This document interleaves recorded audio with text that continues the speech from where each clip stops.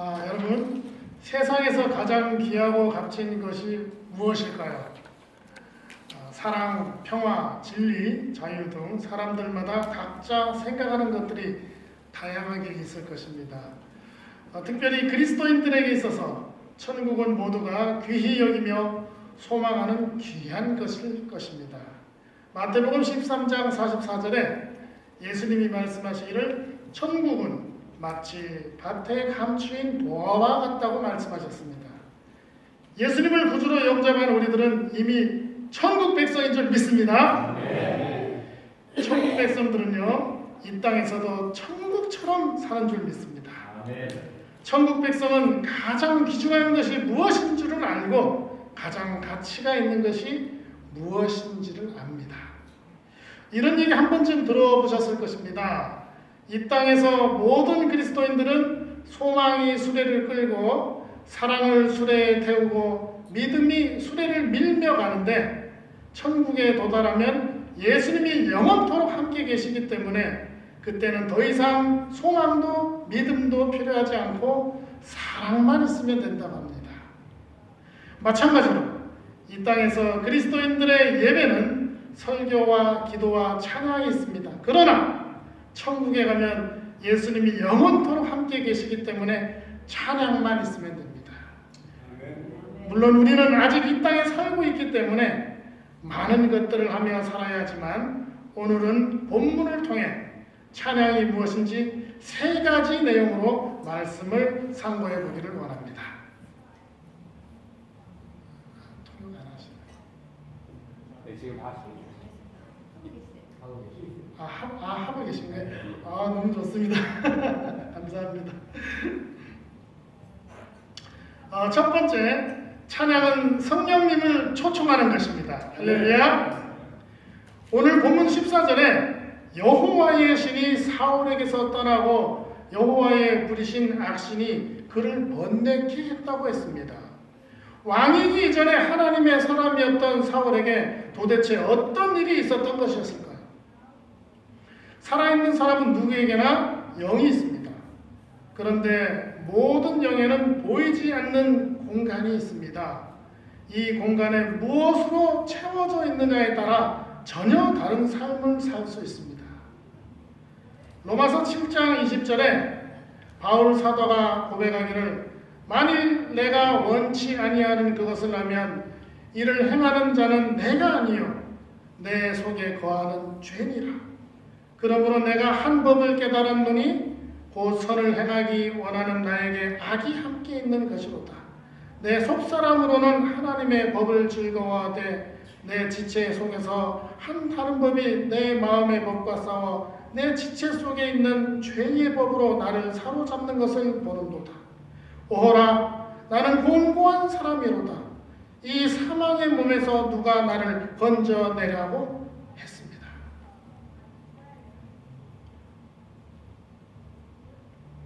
사람은 누구나가 항상 선과 악 사이에서 싸우며 사는데 그것은 바울 사도도 결코 예외가 아니었던 것이었습니다. 하나님은 사람에게 자유의지를 주셨습니다. 이것은 매우 중요한 사실입니다. 하나님이 주신 자유의지로 영적인 데 드리느냐 악한 데 드리느냐의 결과는 너무나도 다릅니다. 사무엘상 18장 7절 이하에 이스라엘의 블레셋을 물리치고 승전하며 돌아오는 장면이 나옵니다. 이때 백성들이 승전을 환호하며 이르기를 사울이 죽인 자는 천천히요 다윗은 만만이다 라고 했습니다. 그런데 사울이 그 말을 듣고 심기가 상하여 다윗에게는 만만으로 돌리고 왜 나에게는 천천만 돌리냐, 그가 더 얻을 것이 나 말고는 무엇이냐 하고 그날 후로 사울이 다윗을 주목했다고 했습니다. 그리고 바로 그 이튿날 하나님께서 부리시는 악령이 사울에게 힘있게 내리고 사울이 정신없이 떠들어대다가 다윗을 벽에 박으리라 하고 사울이 창을 던졌지만 다윗이 그 앞에서 2번 피했다고 성경에 기록이 되어져 있습니다. 여기서 우리가 주목해야 할 것이 있습니다. 한 나라의 왕이었던 사울이 그의 수하에 있었던 밑에 사람이었던 다윗을 시기하여 그를 죽이려는 시도까지 했다라는 것입니다. 왜 그랬을까요? 사울은 이 사건이 있기 이전에, 다시 말하자면 하나님이 그를 떠나시기 이전에 그가 먼저 하나님을 떠났다라는 것입니다. 하나님을 떠난다는 것은 다른 말로 하나님보다 다른 것을 더 중요히 여기고 하나님을 찬양하지 않는 것을 말합니다. 하나님을 찬양하지 않는 것은 하나님께 영광을 돌리지 않고 감사하지도 않는 것입니다. 그런 사람의 특징은 다른 사람을 시기 질투하는 것입니다.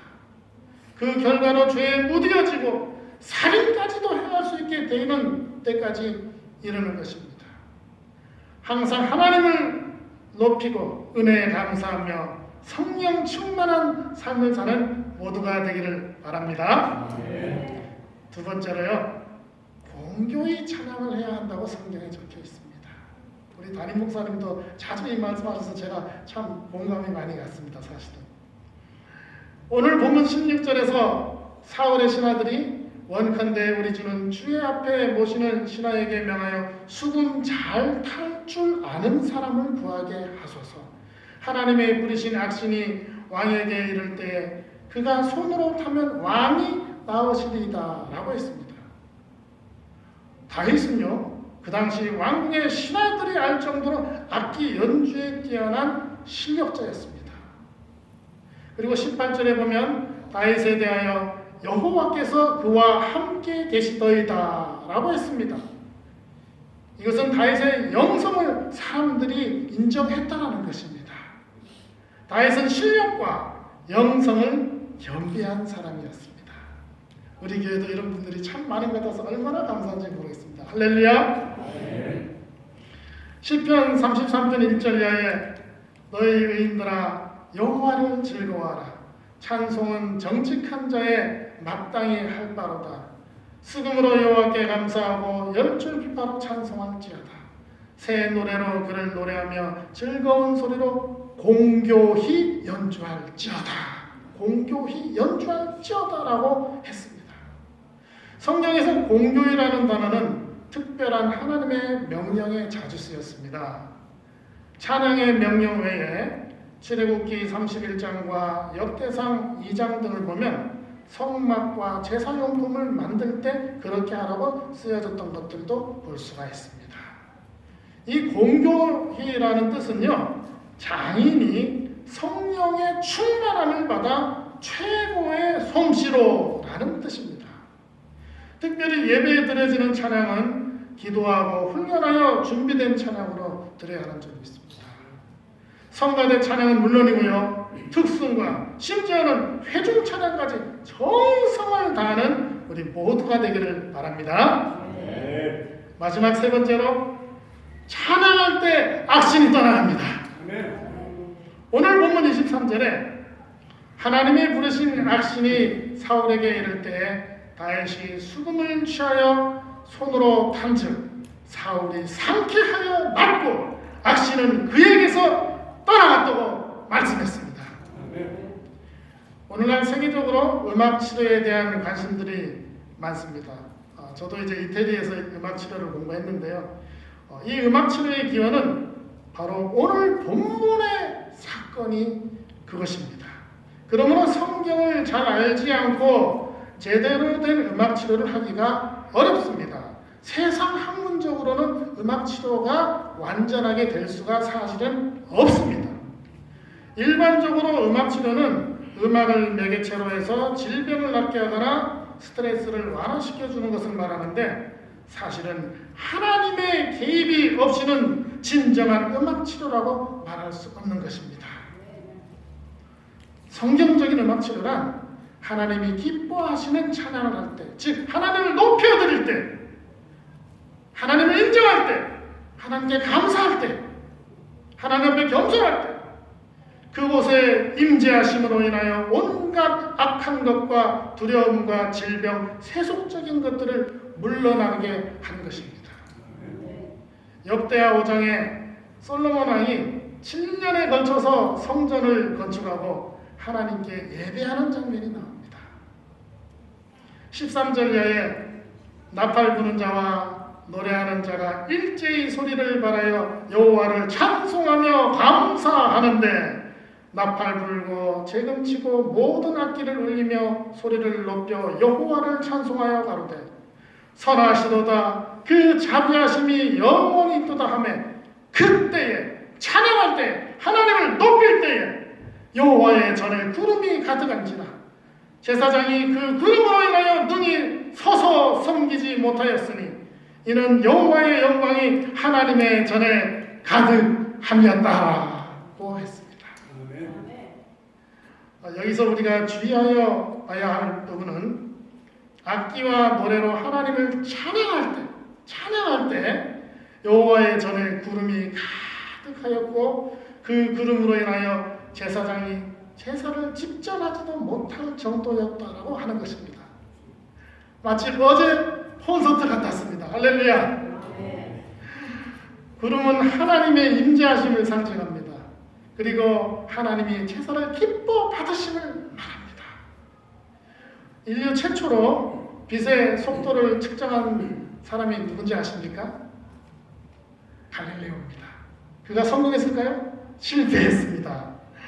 그러나 현대에 와서 미국이 참 대단한 나라긴 한 것 같습니다. 마이켈슨이 정밀하게 빛의 속도를 측정했는데요. 그 속도는 1초에 다 아시다시피 약 30만 킬로미터 정도라고 합니다. 그런데 정말 놀라운 것은 물리학적으로 빛이 오면 어두움은 빛보다 더 빠른 속도로 물러난다고 하는 것입니다.